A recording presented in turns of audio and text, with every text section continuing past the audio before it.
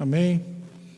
Boa noite a todos, boa noite aos nossos amigos e irmãos que a partir de agora irão nos acompanhar.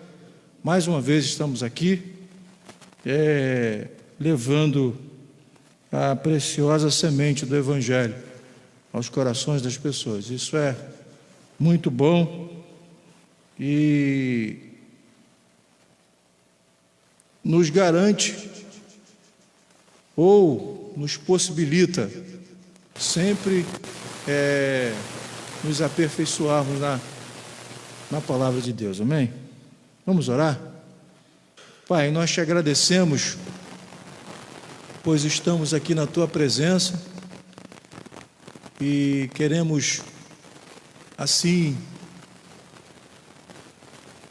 levar essa palavra de oração a Ti, Senhor, entendendo, como diz a Tua palavra, que Tu ouves as nossas orações.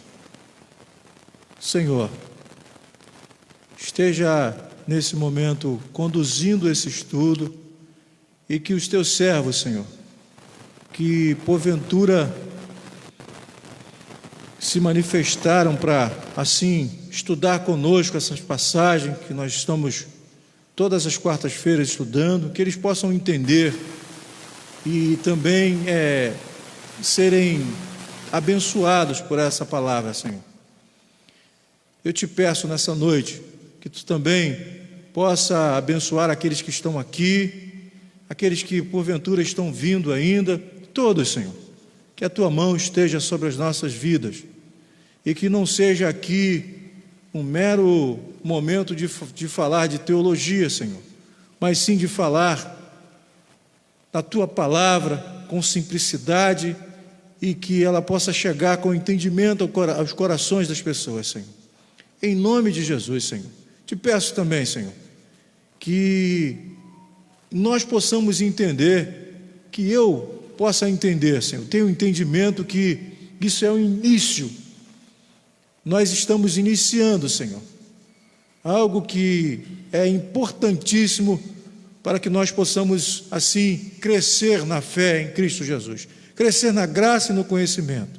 E por isso, Senhor, as coisas vão acontecendo de pouco a pouco, Senhor, e nós vamos chegando bem devagarinho, como um grão de mostarda, Senhor, nos corações das pessoas, Senhor. Permita, Senhor, que sempre anuncie o Teu reino e o Teu Evangelho. Em nome do Senhor Jesus. Amém, Senhor. Amém? Bem, nós já falamos lá no início, há 2 quarta-feiras passadas, sobre a ideia de que no nosso lar, Deus olha para todos de forma igual e que cada um tem um papel no lar. Esposa, o marido e o filho desempenham um papel no lar. Depois nós falamos da esposa, da submissão da esposa com relação ao marido, e que o marido precisa exercer a liderança de Jesus para que a mulher seja submissa a ele, a esposa. E hoje nós vamos falar especificamente para os maridos, para os esposos. E tem algumas coisas aqui que eu particularmente, irmão Tetel, não sabia. E nós descobrimos através desse texto que nós vamos ler, que é Efésios capítulo 5, do verso 25 até o 33. Efésios 5, do 25 até o 33. E nós vamos estudar esse texto hoje, assim, os versos, os tópicos estão nos versos, né? Então nós precisamos estudar. Vamos ler primeiro os versos de 25 a 27. Amém? Vamos lá? Diz assim: maridos, que cada um de vocês ame a sua esposa como também Cristo amou a igreja e se entregou por ela, para que se santificasse, tendo a purificação por meio da lavagem da água, pela palavra, para apresentar a si mesmo como igreja gloriosa, sem mancha, sem ruga, nem coisa semelhante, porém santa e sem defeito. Bem, nós precisamos aqui entender algo aqui, não é? E parece que o negócio fica mais pesado para os homens. Não é, irmão Expedito?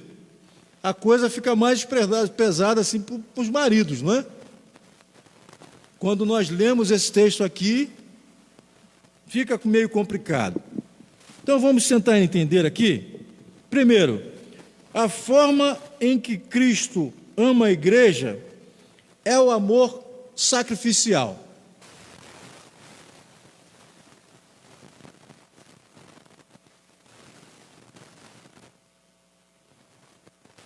Por exemplo, nós podemos perceber aqui com alguns verbos aqui, não é? Amou-a, a si mesmo se entregou por ela, para que se santificasse, tendo-a purificado para apresentar a si mesmo. Essa referência diz respeito à cruz de Cristo. E aqui a gente precisa entender o seguinte: nós precisamos entender por que Cristo agiu assim. Por que nós precisamos entender? Porque Paulo está dizendo que nós, que somos os maridos, temos que ter a mesma atitude de Jesus Cristo. Então nós precisamos entender por que Jesus Cristo agiu assim com relação à igreja, amém? Vamos entender? Primeiro, o lavar da água pela palavra. Não tem isso aí no texto? Lavar da água pela palavra. O que vem a ser essa expressão? Está diretamente ligado a uma expressão da aliança que Deus fez com a humanidade através da igreja.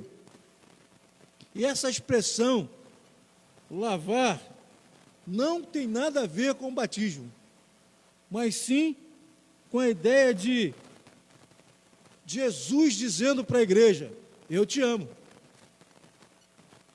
através da palavra de Deus.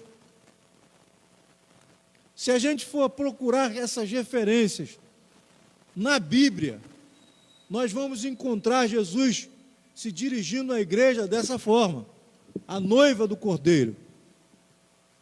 Em Apocalipse, por exemplo, nós vamos encontrar essa expressão: Jesus ama a igreja.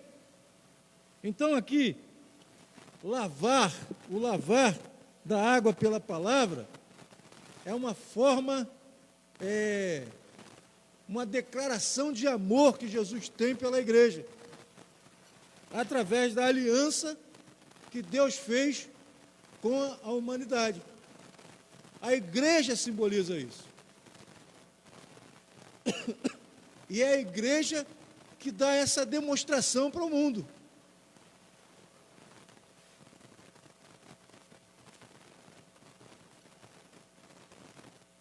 Então, o lavar da água pela palavra quer dizer, Jesus está dizendo para a igreja: eu te amo. Então esse é o primeiro sinal da ação de Jesus Cristo, e que nós que somos maridos precisamos aqui começar a olhar diferente para esse texto. E essa declaração aqui tem algo assim interessante, né?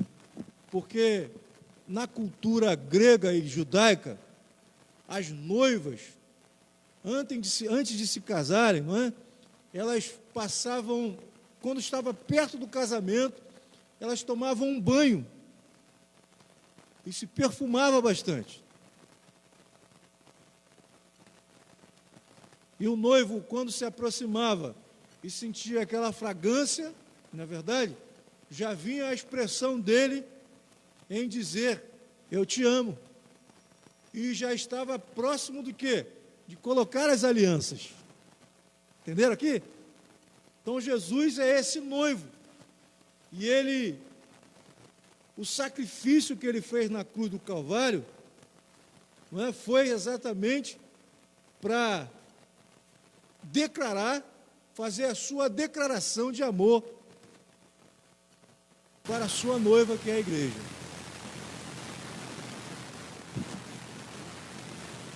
Tendo purificado a sua noiva pela água da palavra, o plano do noivo celestial é santificar a noiva, para ele apresentar a noiva a si mesmo. Vamos parar aqui para a gente pensar. Jesus, ele diz para essa noiva que ele ama ela, a ama, não é? E ele agora, através da palavra, ele demonstra isso, através da Bíblia, não é? Através da aliança feita, através do sacrifício de Cristo na cruz. E agora aqui, ele vai santificar essa noiva. Para quê? Para apresentar ela para quem? Para ele mesmo. Vocês estão percebendo aqui quem é que está tomando atitude? É a noiva ou é o noivo? Não está dando para acompanhar aqui? Quem é que está preparando a noiva? Quem é que está dizendo para a noiva, eu te amo? Quem é que está purificando a noiva, santificando? É o próprio Senhor. Para quê? Para si. Não é? A santificação se refere ao quê? Ao processo presente de torná-la santa no caráter, na conduta, através do Espírito Santo, que habilita a igreja. Nós estamos falando aqui do que Jesus fez para com a igreja. Para a gente chegar aqui, a ideia do que o marido precisa fazer com a esposa. Entenderam aqui, irmãos? Então Jesus, agora há um processo de santificação da igreja.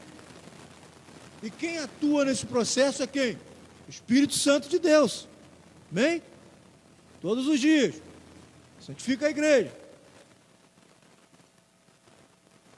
Agora existe uma apresentação que Jesus vai fazer da igreja para ele mesmo, que nós chamamos o quê? Processo escatológico. Amém? O que é o processo escatológico? Naquele grande dia, o Senhor Jesus vai encontrar com quem? Com a sua noiva. Quem é que está fazendo, quem é que está tendo as ações aqui? É sempre o Senhor Jesus, não é? Nós precisamos guardar isso aqui. Nós precisamos entender isso. Agora existe uma palavra também legal aí para a gente entender, a palavra gloriosa.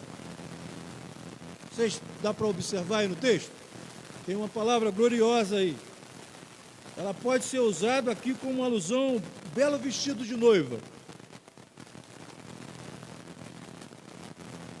Mas é muito mais do que isso. Glória, porém, é mais do que isso. É a irradiar de Deus, é o brilho e a manifestação do ser, que de outra forma ficaria oculto.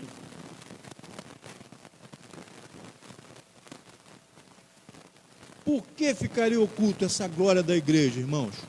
Vamos pensar aqui. Por que essa glória da igreja, enquanto aqui no mundo, ela fica oculta e fica ofuscada, irmãos? Por quê? Olha só, irmãos. Vocês conhecem um fato que aconteceu essa semana que chocou os evangélicos? Precisa citar? Nós estamos nesse mundo e nós percebemos alguns escândalos. Irmãos, aqueles que são igreja de Deus não deixam de ser igreja de Deus, irmãos. Tá bom, irmãos? Nós precisamos entender isso. E enquanto nós vivermos nesse mundo, nós estamos nesse processo de santificação. E assim, a palavra de Deus, ela nos ensina, ensina a igreja, que nós devemos olhar para isso, não de forma de nos exaltar, mas sim de nos diminuirmos. Por quê? Nós não sabemos o dia da manhã. Entenderam aqui, irmãos? Nós não sabemos. Então, enquanto a igreja está aqui no mundo, o Espírito Santo de Deus está cuidando. Tá? A palavra é adornar, não é? Botar uma vestidura. E essa vestidura gloriosa, ela não é colocada de um dia para o outro. Ele está se manifestando e santificando a igreja. Tem algo aqui que eu coloquei, eu achei legal. Aqui na terra, frequentemente, a igreja está em trapos e farrapos, manchadas e feia, desprezada e perseguida. Mas um dia será vista realmente pelo que ela é, sem mácula, sem ruga, sem qualquer deformação, santa e sem defeito, bela e gloriosa. É o que nós esperamos. É interessante o texto, o final do texto de João. Apocalipse de João. Vamos ler? Vamos lá? 22, 14. Apocalipse 22, 14. Olha o que a gente precisa observar.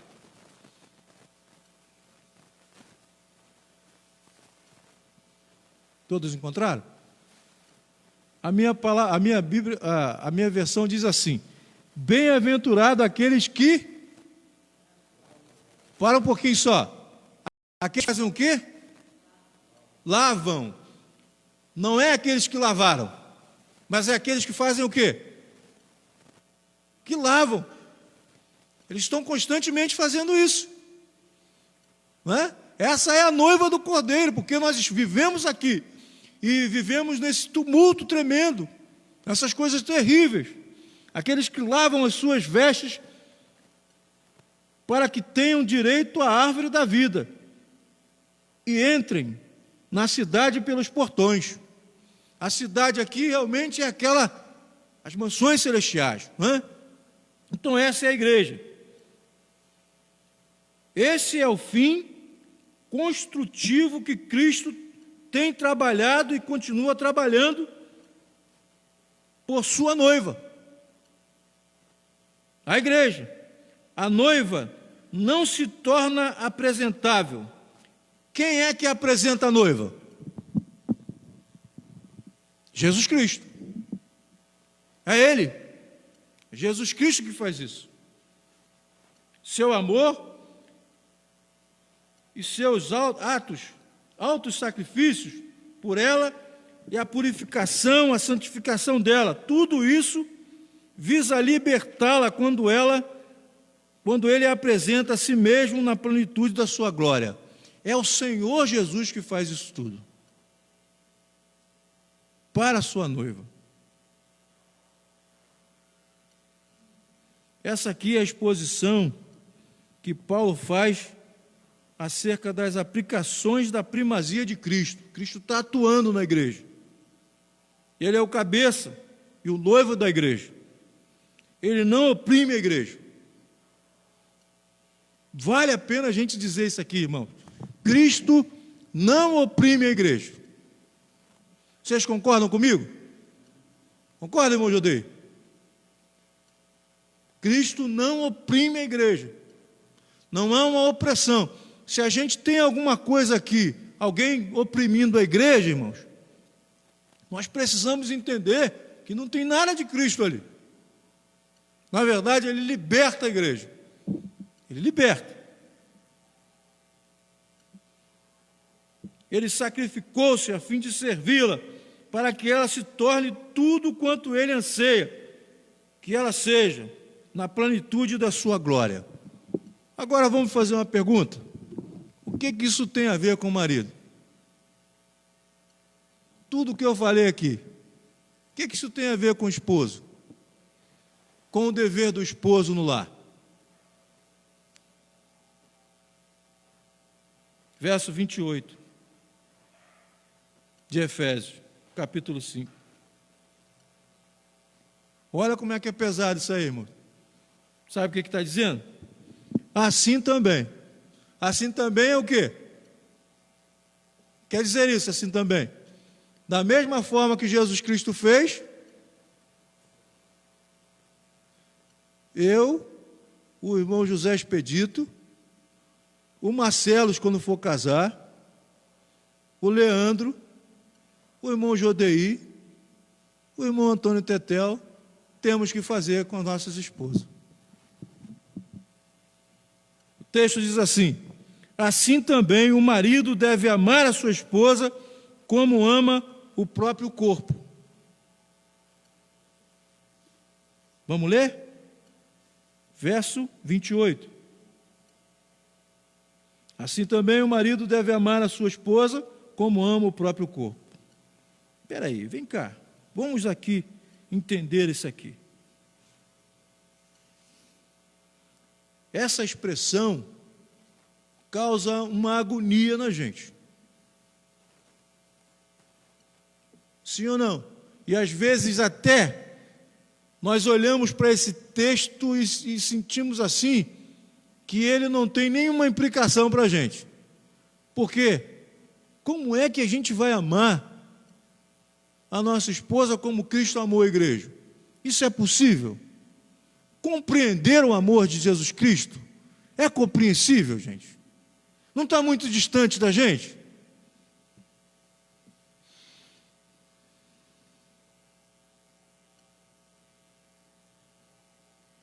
O verso seguinte salta como um alívio para a gente. Por quê?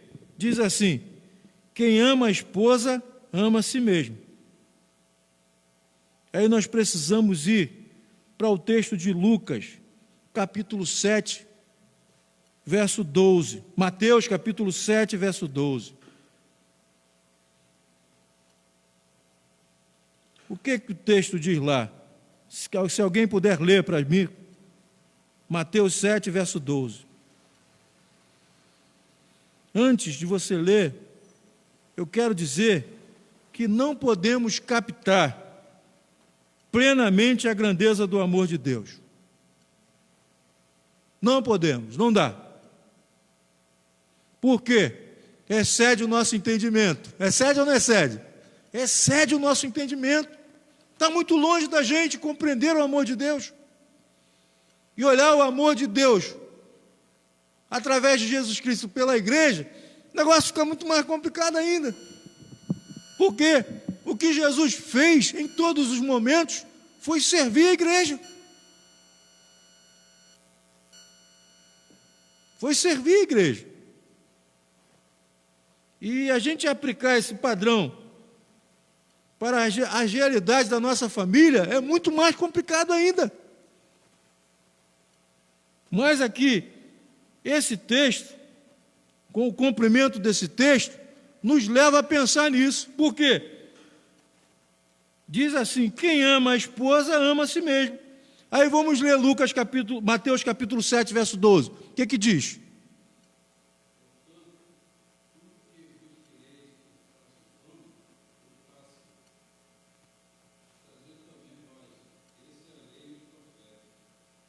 Olha aí. Devemos tratar os outros conforme nós mesmos desejamos ser tratados. E a pergunta que eu faço: como é que você gosta de ser tratado? Com opressão? Como é que você gosta de ser tratado por Jesus? Como você vê Jesus? Essa pessoa misericordiosa, cheia de graça. Então nós também devemos tratar as nossas esposas conforme Jesus trata a igreja. conforme Jesus faz com a igreja, serve a igreja.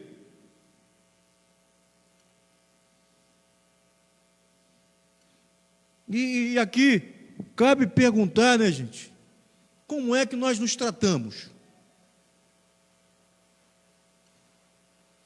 Você ama você? Não aquele amor narcisista, não é? De querer tudo para você. Mas você não gosta de botar uma roupa bonita? Você não se alimenta bem? Você não gosta de viajar?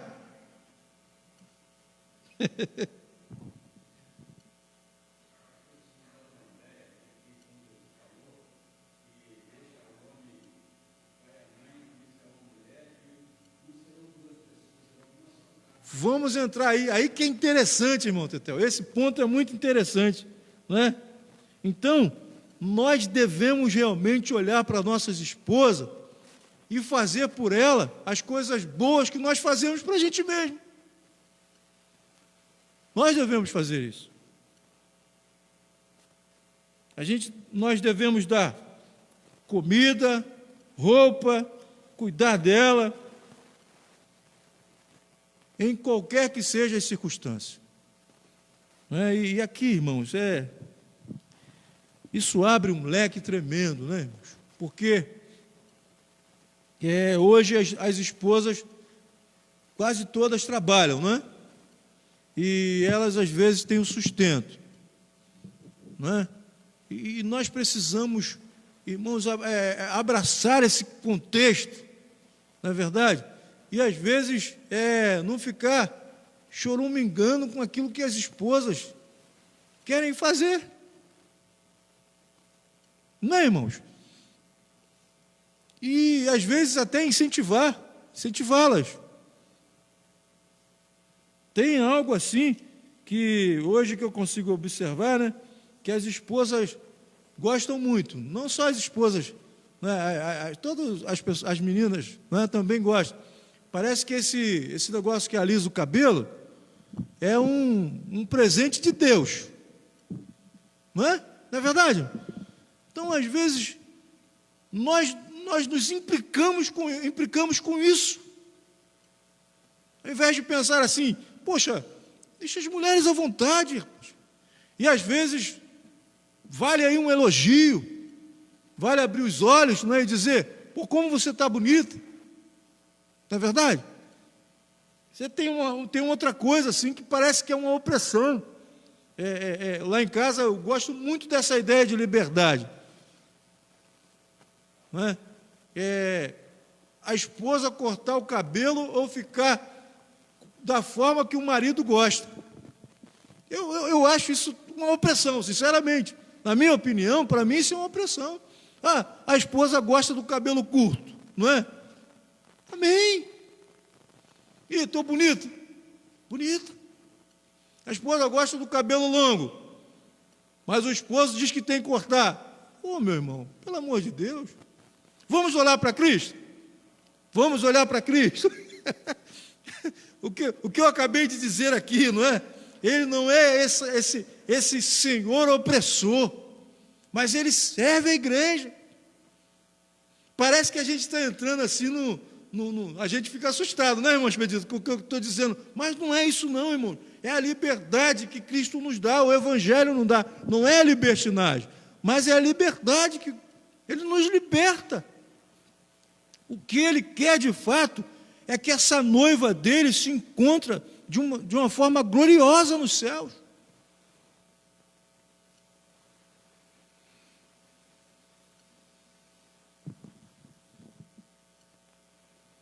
Essa exortação ao marido, do sentido de alimentar e cuidar da sua própria esposa, como fez com o seu próprio corpo, como faz com o seu próprio corpo, é mais do que útil para o comportamento diário, o nosso comportamento diário, como esposos. Precisamos observar isso. O que as nossas esposas estão precisando? O que ela está precisando? Do que ela está necessitando? Nós precisamos entender isso. E aqui, vamos olhar para Jesus. Quem é que cuida da noiva, da igreja? É o Senhor Jesus. E é Ele que faz. É Ele que faz.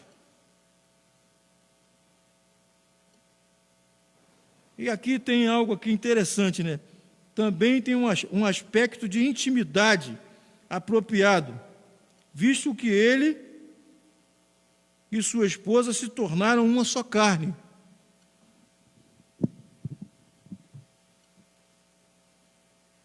Aqui, irmãos, aqui é algo bem, eu vou dizer igual aos pentecostais, né?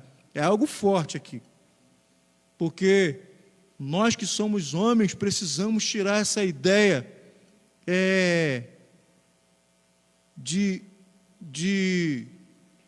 como é que eu vou usar essa expressão aqui para não ser muito chulo, não é? De olhar apenas a ideia de uma só carne como comportamento sexual, desejo. Precisamos apagar isso da nossa cabeça. Precisamos. Porque essa união de corpos, como também a união, é uma união de personalidades. Opa! Você lembra lá, quando alguém diz assim, você vai casar com essa pessoa e você vai viver com ela na alegria, olha a união de personalidade, na tristeza, mas o quê? E na dor. Na doença. Olha a união, isso aqui não é uma união de personalidades? Também, gente? Então nós precisamos não olhar para as esposas, não é? Só dessa forma, mas também nessa unidade de personalidades. Por quê, irmãos? Muitos casamentos hoje se acabam, por quê? Porque na hora quando chegou a tristeza e a dor, todo mundo pula fora.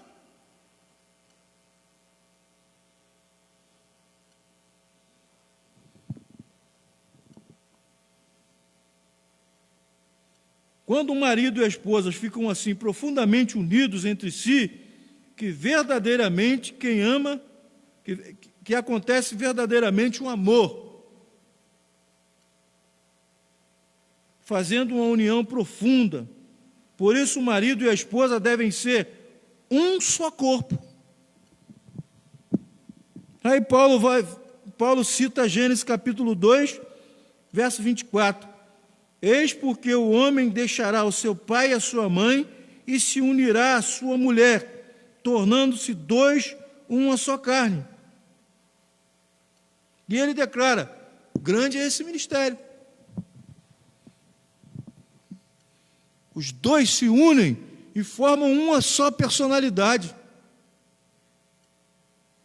E aqui, irmãos, vamos apagar aquela ideia também, irmãos, de que ter uma personalidade é saber a hora que o marido quer o chinelo no pezinho. Não é isso. Sim, isso pode até surgir como um carinho, mas não é só isso não, irmão. É ter empatia, cuidado, não é, irmãos? Envolvimento. Tem uma palavra aqui que fugiu da minha mente, não é? Cumplicidade. É isso? Cumplicidade. É de fato isso. É mais do que colocar o chinelo no pé. É mais entender que o arroz é por cima e o feijão por baixo.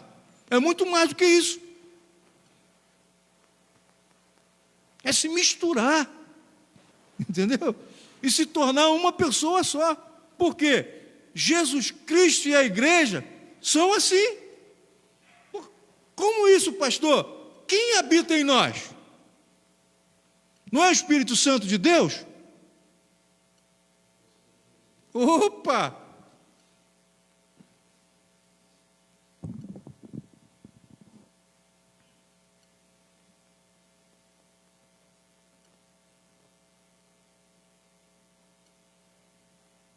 Paulo diz que esse ministério é glorioso.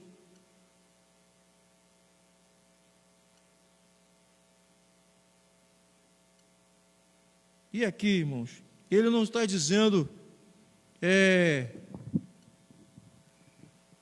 com relação a que, vou dizer de novo, né? A tudo isso que eu acabei de falar, não é? Ele está direcionando diretamente ao que Cristo fez com a igreja e que nós que somos maridos precisamos fazer nos nossos lares. Olhar para Jesus Cristo e liderar os nossos lares como Jesus Cristo lidera a igreja. É isso. Paulo vê, portanto, o relacionamento do casamento como sendo uma bela figura da união da igreja em Cristo e com Cristo. Ou seja, a interpretação que Paulo faz do casamento cristão à luz da união com Cristo é transformar o conceito de relacionamento, de casamento, e dar um mais elevado ideal de casamento de que se tem conhecido. Eu, particularmente, vou dizer para os irmãos, já fiz alguns casamentos, não é? E todos eles, eu olho sempre para Jesus Cristo. Eu não conheço um ideal de casamento mais profundo do que isso aqui. Irmão Jodei, conhece? Com mais profundidade do que isso aqui eu não conheço. E aqui, irmãos, vale a gente pensar aqui. Quem é que vai casar aí? Alguém que pretende casar, não é? Então, o que você fez? Você esteve presente nos estudos que nós fizemos aqui. Pega esse ideal para você. Eu estou colocando lá no WhatsApp da igreja. Estuda ele e mira nisso aí. E começa a viver em prol disso. Ah, pastor, mas eu não tenho mais como casar de novo. Ensina os seus netos. Ensina as pessoas assim. Esse aqui é o ideal verdadeiro. E é o que dá certo. Procura alguém aqui da igreja que tem mais de 50 anos de casado. E nós vamos constatar, sabe o quê? A graça comum na vida dessas pessoas. Às vezes até sem perceber, eles praticam essas coisas. Ah, pastor, mas o que o senhor está dizendo não é novo, está na Bíblia, então essas pessoas praticam. Quero concluir, irmão, já vou concluir aqui, com o verso 32 e 33, que diz assim: no entanto, também, quanto a vocês, que cada um ame a própria esposa, como a si mesmo, e que a esposa respeite o marido.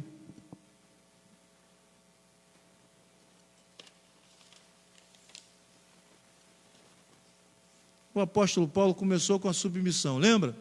A submissão dentro do lar. Vocês lembram aqui, não é?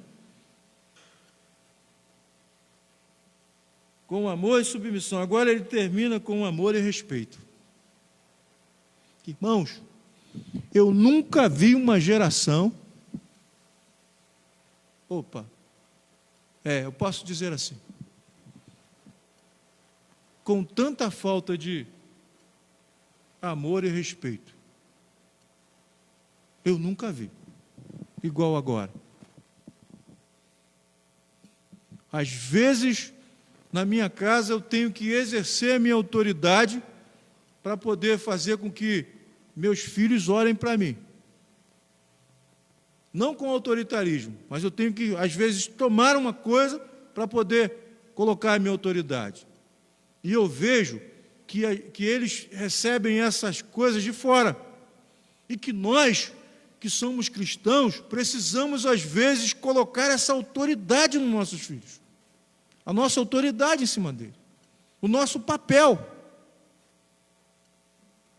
Porque se nós não fizermos isso, as coisas começam a degringolar. Hoje nós podemos perceber isso. Está bem claro para a gente. Como que as coisas estão acontecendo? Falta de respeito e falta de amor. Sim ou não, irmãos? falta de respeito e falta de amor. É o que mais nós conseguimos observar hoje na nossa sociedade. E Paulo termina aqui dizendo que a esposa, que o marido precisa amar a esposa como a si mesmo, e que a esposa precisa respeitar o marido. E nós devemos olhar aqui para essa submissão que nós falamos no início e essa liderança que o homem precisa ter, olhando sempre para Jesus.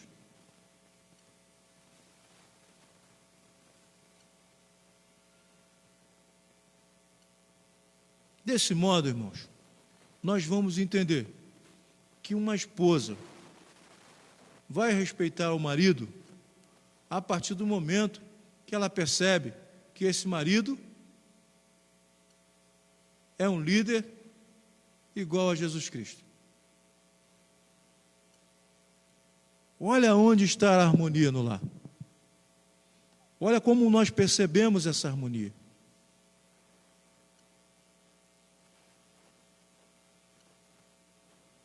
E o marido precisa fazer o quê?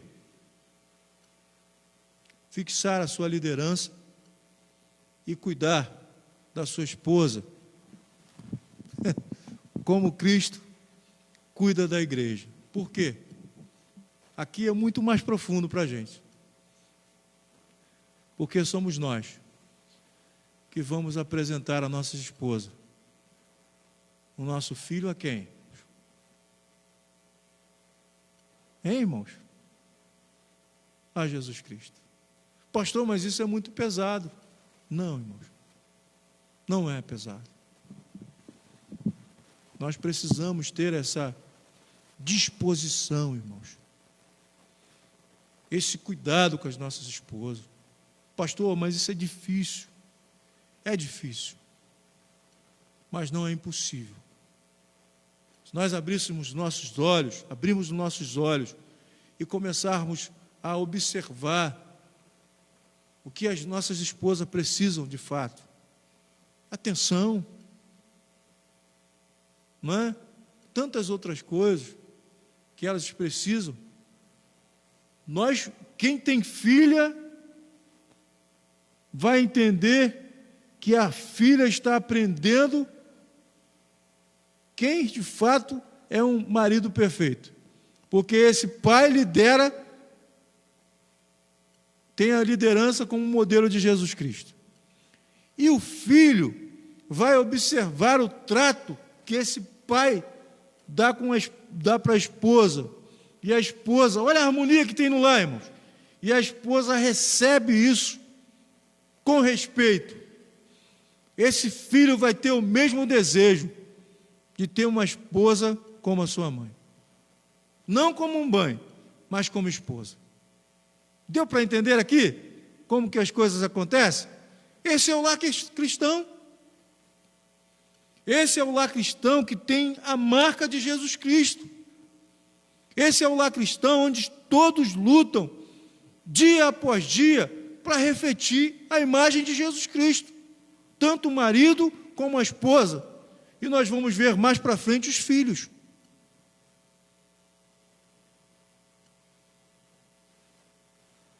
Vamos orar, irmãos? Para que Deus, através do Espírito Santo, faça a sua obra. E vamos orar também, irmãos, para que eu estava em casa fazendo as contas, se nós realmente gostássemos, nós vamos chegar lá, mas que Deus nos dê força para que a Igreja Batista Vale de Bênção aprenda a cada dia a se, como é que eu vou dizer essa expressão? A amar a palavra de Deus. A amar a palavra de Deus. Porque o que nós temos visto, irmãos, são pessoas que não tem conhecimento nenhum das Escrituras. E por isso, tem algumas atitudes, na verdade, fica sem ter atitudes. E às vezes a nossa atitude é pautada naquilo que ouvimos. Um efeito relâmpago, aqueles lampejos. E não tem assim a vontade de vir para cá, irmãos, para estudar. Ah, pastor, mas isso é chato. Lembra que nós estudamos no domingo passado? Da ideia de ser chato algumas coisas? Ezequiel, lembra disso? Não é? Ah, sim. Irmãos, para mim também às vezes, fazer um estudo, trazer aqui, é demais. Mas eu preciso fazer isso. Eu necessito fazer isso. Eu tenho que fazer. Porque o meu papel aqui é o co-pastor. Entendendo que eu preciso apresentar para o Senhor pessoas convertidas. E essas pessoas convertidas precisam viver aqui. Essa é a meta de todo pastor. É aquilo que Deus colocou no coração dele.